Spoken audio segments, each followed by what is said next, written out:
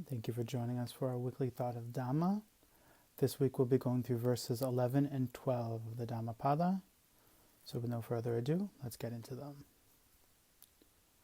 Those who mistake the unessential to be essential, and the essential to be the unessential, dwelling in wrong thoughts, never arrive at the essential. Those who know the essential to be essential, and the unessential to be unessential, dwelling in right thoughts, do arrive at the essential. So what the Buddha is pointing out here is, where should we be spending our time? What should we be paying attention to? Where should we be putting our efforts? What is of true value?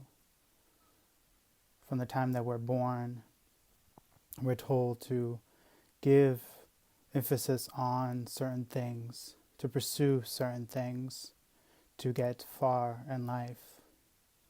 Though some of them might be very good, and we should carry them with us into our Dhammic life, there's many things that we should be getting rid of. We shouldn't be making them essential to be able to attain Nibbana.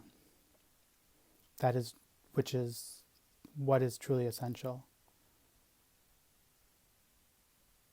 I think this is a big part of our Dhammic life, is to look at our thoughts, to look at where we put value, where do we put our effort and energy into. Because if we are truly just holding on to everything and making it essential, we won't have enough strength or energy, or the groundwork won't be laid properly, and we'll never get anywhere in our spiritual lives. So we need to sacrifice many things, particularly mental things, to be able to grow spiritually. Because some of it is just toxic and poisonous, and if it's toxic and poisonous, the groundwork won't be proper for spiritual growth.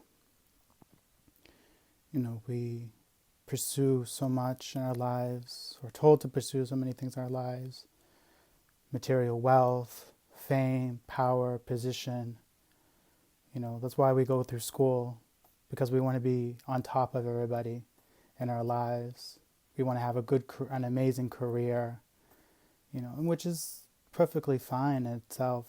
But as always, we need to put emphasis on the spiritual, on our Dhammic lives. Because if we are good Dhammic practitioners, we'll also be very good members of society as well. Because we're full of the true essential things: kindness, compassion, understanding, wisdom. Those who live in society who are on top but don't have those things are usually the worst, because they give so much emphasis on the unessential: cruelty, greed, ignorance, all those toxic poison things in our mind that we shouldn't be paying attention to. They encourage it and develop it to its maximum. But as always, as Dhammic practitioners, we do the opposite. We don't go with the flow. We develop compassion, kindness, generosity, altruism. Those things help us and encourage us to continue to practice and to grow in our Dhammic lives. And they will take us to the essential, to Nibbana, to the end of suffering. So as always, throughout the week, continue to observe your mind, to see what's in there, what is essential and what is unessential. Make out a list. What do you find is truly essential? What does the Buddha say is essential, something that we should encourage, that we should bring to fruition in our mind? We can begin at the factors of the Noble Eightfold Path, the paramis, all the different lists of spiritual qualities that the Buddha encouraged us to develop. I think those are pretty much essential. So, as always, I wish you all the best. I wish you all to have a wonderful week. Continue with your studies and your practice so we all may attain the sweet bliss, which is Nibbana. So, thank you, everybody.